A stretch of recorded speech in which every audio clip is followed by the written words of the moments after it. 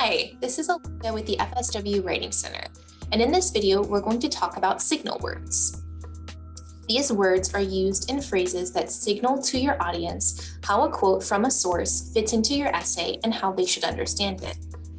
A signal phrase is used right before a quote, and it gives identifying information about the source of the quote. The most common of these phrases is according to. For example, I might say, according to Virginia Woolf, fiction here is likely to contain more truth than fact. Now, according to works fine, but at best it gets boring, and at worst it gets repetitive or even becomes meaningless. There are lots of other words that you can use in a signal phrase, and most of these words convey more information about the source and the role of the quote than a basic according to ever could. Most signal phrases use the author's name followed by a verb. For example, the sentence, "she says no," technically uses a signal phrase, "she says," although that's not much more exciting than according to. The trick is to pick a solid verb for your signal word, one that does more than just take up space and actually helps communicate context and intention to your reader.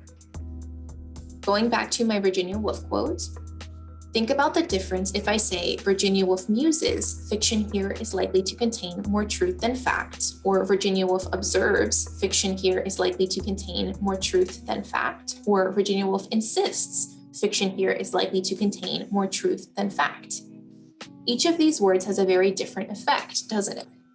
The quote is the same, but the signal word I am choosing, muses, observes, insists, changes how you understand that quote.